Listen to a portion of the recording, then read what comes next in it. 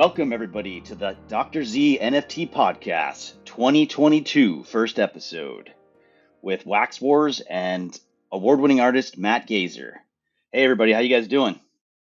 Yeah, doing well. Oh, yeah, I'm here as well.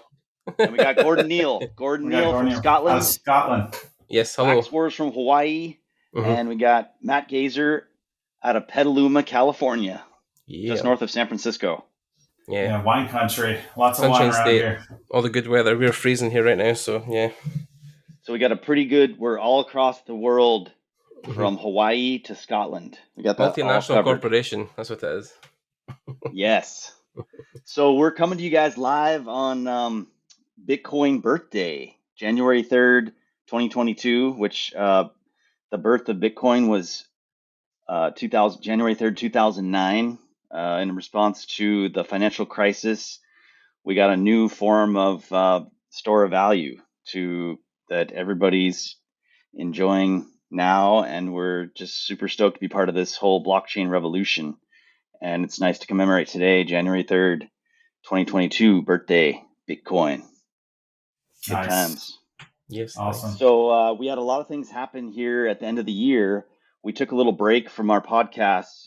We did a live interview, which you can see on our Discord and our Telegram. We posted a link there where we actually did a live interview with our buddy Florian and his podcast. So we weren't able to do our podcast for those last couple of weeks, but we were able to launch a couple really awesome things, which was our HODLdays, our battle card variants that we did right before the week of Christmas, and that went really well. Matt, you want to tell us about like how we made those cards? Those are really cool. Yeah, we just wanted to do a commemorative collectible rehashing of the battle cards, and they're just in like the holiday theme. So I created a new holiday frame for all those, and we re-released them. And none of those are ever going to be available ever again. So whoever collected those, in the history of Dr. Zammsy NFTs, I think those are going to have a little cute place in the secondary market for potential value down the road. So yeah, it's really cool it was super cool how we released those battle cards for a few weeks, and then they weren't available anymore. And so Matt we were able to really release for 1 week those cards in that special HODLdays commemorative frame, and we added a few extra images, and then we also had a blend where you could blend one of the cards into a special card as well. Yeah, there's going to be one more chance to actually collect a lot of the battle cards that we are no longer available now. In set 3, a few of our favorites are going to be re-released in packs for set 3, among many other new pieces that no one's ever seen before. But we're going to do sketch cards from those as well. So if you feel like you missed the current battle card set drops that we've done over the past couple months, you're going to get one more chance with set 3 coming up. And we're planning a set 3 drop in the rough form of like maybe early to mid-February. So look out for that. Very excited about that. And then it was really cool. It was really cool. Kind of we sketched out a whiteboard of what the set 3 is going to look like, and there's some beautiful new paintings that are coming, and ones that Matt has done in the past that we're going to bring together and show for the first time to people. And I think people are going to be super stoked when they see those. There's a couple in there that no one's ever seen before that we pulled out of the vault, and I think they're going to be happily surprised. Especially that Armada with all the balloons and airships in the sky. Yeah, it's going to be fun. The Armada one was one of my favorite. Yeah, and then last week we had a big thing happen last week where we released our GDD, which stands for Game Development Document for our game, and white paper on our website, as well as on our social media, where people can read and see what we're doing, where we bring all of our NFTs that you've been collecting are going to now be part of a game. So you're going to have a utility to your NFTs you've been collecting that others are not going to have. The ones that are just purely for art. We could see over the last year that adding that utility to an NFT where it's part of a game, and it just will add value to all of our initial backers and people that believed in us. And that's what we promised from the beginning when we sold out our first set. We always, in our mind, the goal was to create a game and to create all kinds of utilities for these NFTs so that the customer can actually sell those on the secondary market and just hold on to them actually as an investment. Yeah, I mean, I think it's perfect proof, right? Like we told people for many months last year, we're going to be stakeable. You're going to be able to stake our NFTs. And then we proved it. You can now stake our NFTs on whenstaking.com. And when we talk all year about making a game and we're going to launch this thing, guaranteed, we're doing it. And we're going to be able to prove that here in the near future. We're actually making a demo, attaching the mechanics of what that's going to look like in a real demo form. And actually, Gordon's working on the actual card table, what it's really going to look like in rough form right now. But with the engine from our game developers, they're setting that up so it can all link together and just show you proof. Yeah, Gordon, why don't you tell us a little bit about it? I saw like just the very first version of the new game board where it's in that battle royale looking. Yeah, we've had a few ideas. Mostly between me and Matt, we've kind of been spitballing what we think would be a good layout for the game to unfold. Matt had a really good idea of basing off some of the old Star Wars concepts where people would use some of the holodeck boards or chess boards to kind of have a back and forth with people because it kind of goes from a left to right when you fight different enemies and towers. So yeah, there's the whole system in place with the cards, and we're just designing the aspects which we used. Actually, we kind of butchered the previous game board that we had in kind of version 1 and then brought parts and elements of that over to the new board. We implemented some elements of like terrain assault and stuff like that. So we had some waterways, some ground assault. Then we've got some ideas to maybe put in some flying units, maybe down the line, depending on how we utilize it. But yeah, we had good ideas just using those parts, and then we came up with the whole idea of using some of the holographic stuff. So that's all kind of coming together. If Matt's okay with it, we can maybe include some pictures of the board and I can put some screenshots on. You guys can see it. Totally. So, absolutely. Yeah, I liked. I don't know where this would fit in, but it was kind of cool when Matt was telling me about that in the moat. We could possibly have stuff floating around the moat, and it comes into range. So it's kind of like a time element that it's out of range, then comes into range. Yeah, that sounds super. We're thinking of like Leviathan creature cards that you could place in there, and then this like slithery creature could like attack from the moat on either side, or some kind of boat with a weapon on it, and that would kind of attack. The board's good as well because it opens us up to expansion further down the line as well, because it means that as the game expands or goes on through seasons, we could offer limited edition boards or ways to skin your board so it could be incorporated for like Halloween, Christmas, summer, similar to what a lot of the games do, where they have DLC basically where you can expand the look of your board or introduce new enemies as the cards expand. And so yeah, infinite potential. I'm actually thinking too, like if you took the HODLday collectibles and you did a holiday table, maybe those have a little more advantage, right? Interact yeah. There's loads of things. It could be a thing even if you collect so many of a certain type of card on a certain season that we do. If we do a drop, then of course that would maybe activate like a secret board or something within the board that would activate, which would be really cool as well. Yeah. But the idea is that the table. I was just going to say the idea for the table is like to make it look portable. So it has all kinds of cool vents and wires and buttons, and it feels very Dr. Zammsy tech, but it looks like something you pull out of a briefcase and just slap on a table, push a button, and the holograms pop up and you start playing. Yeah, because I had that question not too long ago, and I did notice that the people in the chat had the same thing where they weren't sure what Dolo was, but you told me it's a game within Galagan where people play this game called Dolo. So it's similar. People have watched like The Witcher, and within the Witcher world they play Gwent, which is a card game, and of course Hearthstone is based within World of Warcraft, and it's the game they play. So Dolo is a similar thing. It exists within the world of Dr. Zammsy, and that would be the game that he plays on his downtime. We'll probably need to educate everybody about Dolo because it's on the top of every card. It says Dolo, but people may not understand that that's the game that people play in the world of Dr. Zammsy. It's their one of their forms of entertainment. Yeah, the original idea for Dolo was, Dr. Zammsy, while he's on outpatient assignments and traveling the lands and stuff, like whenever he's bored or his creature that he's riding gets a drink from a creek, he pulls out and plays like a solitary style card game, yeah, obviously it's evolving into this full-fledged 3D experience. It's pretty cool. Yep. It's good because a lot of those games can interconnect between each other, because we're obviously building the NFT card game out, but then also, on the top of that, we're also building the 3D world, which will integrate with that as well. And then if anything goes beyond that within, film and television, we can just basically link everything into one big thing. Yeah.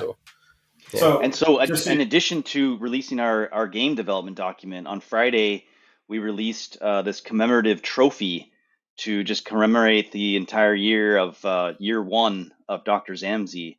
And so what was really cool is that it's not just a commemorative trophy, it also is redeemable for a loot box, which in the game, you're going to be able to get these loot boxes, which will give you decorations and things needed to succeed in the game. So we're really excited we were able to put that on Friday, and people seem to really enjoy getting that. And then you're able to blend like the first level to a 10 times, and then there was very few of 100 times one that those were all sold out pretty quickly. So thanks to everybody who we're going to participated.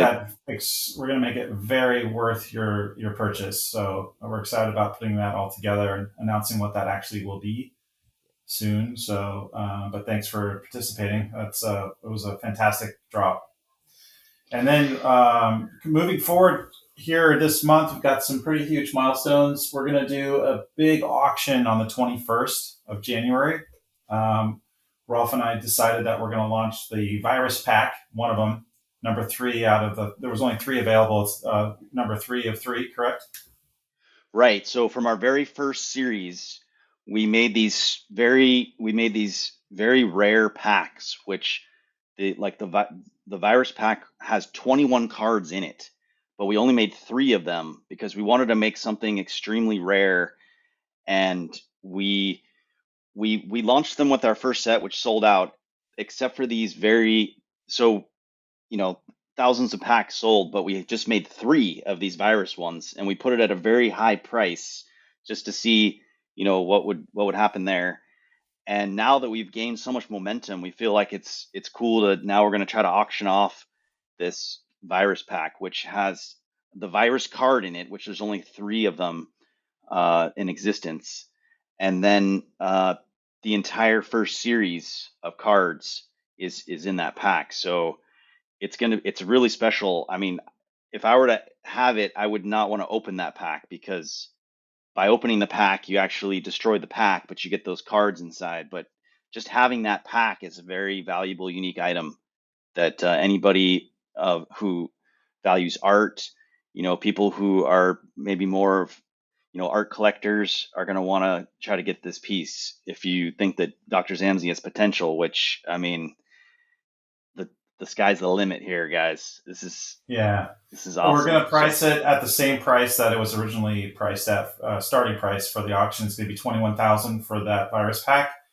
And we're contacting a lot of whales and getting the hype up for this. So it could be a fun auction and surprise everybody. Who knows?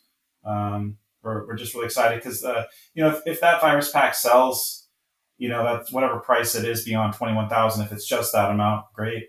That's a substantial amount of money that we can put right back into our project. And so we're really excited. And then also we're going to release a one-of-one painting from the Dr. Zammsy world, the Infibula Castle painting. It was on our landing page on our website before it launched.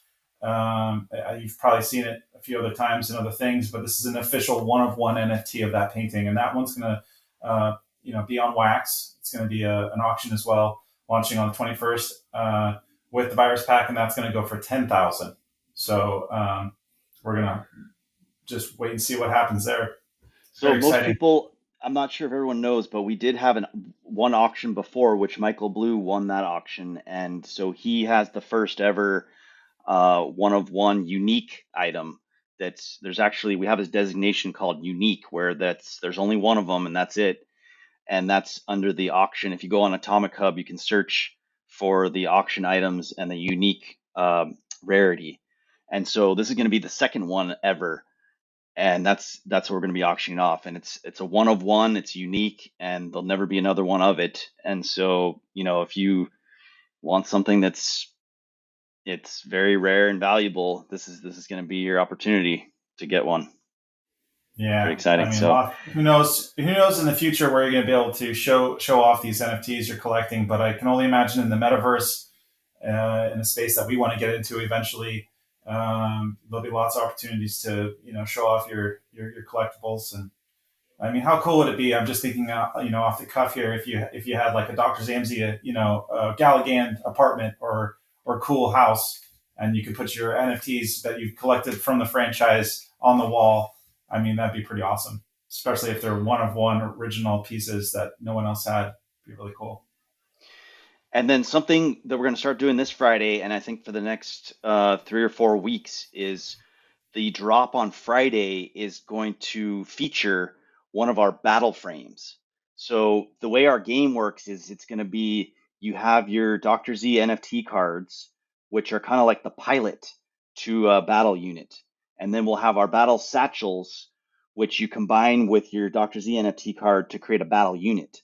So what we're going to be doing this Friday and for the next few weeks is you're going to get to see the concept art for the battle frames. It's really cool. So like an aerial unit, you'll see what happens when you have your aerial unit or your ground unit, what that's going to look like when it's fully formed. And so we're really happy to be able to share those NFTs with you guys. And then those will be redeemable for a fully functional card in the game. So this Friday and the next few Fridays, you're going to get to start seeing these beautiful concepts that Matt has drawn, and they just look so badass and so unique. Like I've never seen anything like them. But once you see them, you'll know exactly what we mean. But this, I mean, we're on the cutting edge here of a whole new situation. So can't wait to share this new art with you guys. Yeah, and these battle frames are themed out. We're gonna this week's drop is airborne, so it's got this flaps and balloons on all four corners, like it can float. We have a ground unit that looks more like a Dr. Zammsy tank. We have a bunch of different variations that we're going to release over the course of this month. 4 of them this month, every Friday. And yeah, these frames are going to be modeled and they're going to be in 3D. So the final version that you're going to be able to redeem these NFTs to actually get is going to be really cool. It's going to have a lot of beautiful effects that are going to come off of them, and animations and stuff.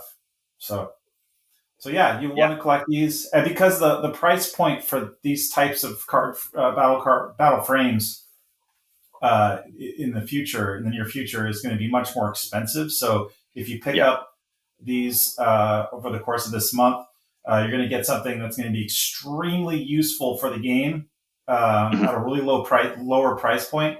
And so when the game launches, people are going to be like, "Oh my god, I should have bought those," because they're going to be a lot more expensive. So yeah, when people start to realize the economics and how you're able to generate NFTs to sell to people, and that's when everyone's going to be thankful that started with us early. So we're very thankful for everyone who's supported us, and in our chats, Discord, Telegram, on Twitter, and the whole community. It's amazing, the support, and even, everyone's sort of raising the bar, because, the start of this year, it was kind of just people throwing out like Garbage Pail Kid stuff and just random pixelated NFTs. And now, a lot of even the marketplaces won't even allow you to advertise unless you can prove to them that you have a real game. So, like for example, Atomic Hub and some others, you have to actually show them you have a GDD, a game development document, and that your NFTs connect to the game and how that actually works. You can't just pretend that you're doing it. So everybody's kind of raising the bar, and that's what we've been trying to do since the beginning, is just have the best high quality art and story with a fun game to play.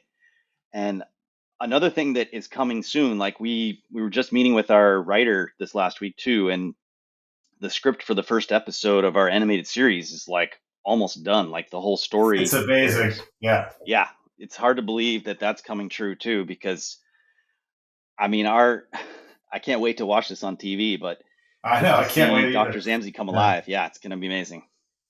Yeah, our the roadmap for that is coming along really nicely. We're hitting some great milestones, and by February, we should be in a really great place to start actually pitching to investors that are already interested. Um, Lakeside Animation, where our writer is a creative director for, it's funded by these Russian investors, and they're already super excited to see the pitch document. And so, hopefully before Q1, we're already in a place where that's rolling. Yeah. So really exciting, So really exciting. I don't know if we have now. We could switch over to some pop culture stuff. I don't know. I'm a huge Boba Fett fan. I mean, you guys, I think I've shown this more than once. I got the slave one here, and I don't know. I think my kids each have like two or three Boba Fett action figures.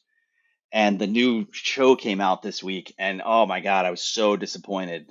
So disappointed. Just can't even believe it. So I'm just hoping that that was the worst episode. I'm hoping it gets better from there. But Yeah. the biggest problem I had was it with just Boba Fett was such a weenie. Like when he first came back in the Mandalorian, he was the most badass dude in the. He was like beating the crap out of stormtroopers and just like the man, like launching his missile and like blowing up stuff. And then the first episode of Boba Fett, it's just like he's this weak dude that can't even fight off a couple street rats in the street, and then he just needs help from everyone's helping him. He's asking like, how do I do this and that? And you're just like, no, Boba Fett's supposed to be the guy, you know, Taking names. right, taking names and telling people what's what. Like he's the chess master, but it just seemed like the whole thing was like I'm hoping that there's some plan that shows how this is. I don't know. And I thought it felt Yeah, very low budget compared to Mandalorian for some reason. I mean, I it's think fun. they're. Oh, no, on you go, Matt. On you go. Oh no, I was just going to quickly say, like, what's funny is I watched it, and then right after, my wife suggested, "Hey, let's try the Witcher series." And so we did. And I just 3 episodes in on The Witcher, I was just thinking to myself, like, this is light years beyond Boba Fett. I mean, just the Mm, production value, the sets, the yeah. locations, the effects, story obviously was huge. So yeah, Boba Fett has to pick it up if it's going to survive. I wasn't too excited. I mean, it was entertaining, but I had a lot of problems with it, like you, Rolf. Yeah, a lot of people, when I saw the trailers, were comparing it to The Sopranos in space, but then a lot of people were actually pissed because that was what it was going to be. But then I could see the whole appeal of like Boba Fett coming back and taking over Jabba's palace, and then him running gangster style, like running, Tatooine. But the only thing is, I don't think he was ever much of a mob boss. He was always a gun for hire. So I think that's probably like Mando, where they could have utilized him. But then because Mandalorian already exists, how do you then kind of mirror the same thing with him, right? So they had to make it different so that it wasn't just a bounty hunter anymore. He was running things. But yeah, it's going to be difficult because, like you said, I've watched Witcher season 2 as well, and it was incredible. I think only because Henry Cavill really carries that role really well. Whereas I can't Yeah. remember the actor's name who plays Boba Fett and obviously played Django in the prequels, but I don't know if he's maybe got the strength to carry a whole series because he is a established actor in the fact that he's been in a lot of movies, but I don't think he's maybe got the right temperament to play Boba because people even questioned him playing Boba or Django, sorry, back in the day. And then, of course, when he played Boba in Mandalorian, Right. people were like, why bring him back? But I don't know. Yeah. I mean, I thought he was Questions. pretty good in the Mandalorian when they Mm, brought him back. It was just this new. I mean, my kids love watching. My 3-year-old son loves the Power Rangers, and mm, like when you watch the Power Rangers, it's super low budget, terrible mm, dialogue, and I hate to say it, but this Book of Boba Fett, the first episode, the dialogue, even the fight scenes, remind me of Power Rangers. I was like, are mm, you freaking kidding me? Like it just wasn't mm. dark enough. The story just what I mean, if Yeah. anybody, this it's kind of under the radar, but I swear it's like the best show on TV is this show called The Expanse. It's on Uh, Amazon Prime, and the last season is airing right now. But I just went back and started from season one. It's so freaking good, and the development, the acting, the stories. you care about the characters, and it's just the very first episode of Boba Fett, so I hope think it it just gets better. depends. There's also like swings and roundabouts in between sci-fi and fantasy, and I think fantasy at the moment has its kind of place because there's a lot of stuff like even that Book of Time that's on Amazon right now, and then The Witcher, and then a couple other bits and pieces that are dotted in and out that I've kind of put up the fantasy. Did you watch the Book of Time? No, I haven't. I haven't either. Wheel of Time, it's one of those things. Yeah, but I haven't watched that either. So yeah. Another thing I watched was Matrix Resurrection. And you talk about a mess. Terrible. Completely ruined it for me. Oh my goodness. Yeah, so bad. I mean, like I came out really early, and I heard a lot of people just like totally slating it, and I get it. Like Keanu Reeves has the expression of like a brick wall sometimes, but then I think for certain roles that works. Like for John Wick, especially, that's kind of like where his vision is. But then with Neo, I think after a while it starts to get just dull watching him. And I mean, I love the guy. He's like a genuine story. My problem wasn't with him or any of the actors. I thought the acting was fine. I just thought the story was terrible. And the pacing and the action was just so contrived, and like it was just like action for action's sake. Someone said it looked like a fan-made film of The Matrix. Like an offshoot. Maybe. I mean, it definitely. It was beautiful. I saw an interview with Lana Wachowski. Her sister didn't want to make it, so she went off on her own. And when she was making the original trilogy, she was really focused on controlling the light and controlling the atmosphere, and so everything was done in a soundstage. And this new director of photography for Resurrection convinced her to like try and experiment with scenes where the actors were acting at sunset and like in real time, trusting real light to express the moment of that scene, and that came across really well. It was nice to see none of that matters when the story sucks. But exactly, the lighting has nothing to do. The beauty of a film has nothing to do with how successful it is. It's all story. And, we're obviously big on story here, so we understand that. And then I haven't seen Spider-Man yet, but I heard Spider-Man's awesome. So I've yet to watch it, so no spoilers, please. I will not say anything. Lots of great surprises. I got emotional. My daughter and I were like emotional about some beats in that movie. But what's funny is I had just seen Matrix, and then I go and see Spider-Man, and I'm just like, this is like the best action film I've seen in a really long time. It's just so well written. Some people were saying it was better than Endgame. I didn't think Endgame was that good. I thought Infinity War was good, but the Endgame I didn't think was. Right. I felt like it was a little bit let down. Yeah, like the whole multiverse thing, I think is very. It's interesting how these things comes in waves where it's like we talk about aliens, then the Matrix style places they live in, and then now we're really into like multi-dimensional stuff. Like there's a whole like phase of like exploring the human psyche of like the worlds we live in. Well, I think as socially as we expand our concepts of what reality is, and science gets to back that up, Hollywood picks up on that and then tries to exploit that in new stories, ways.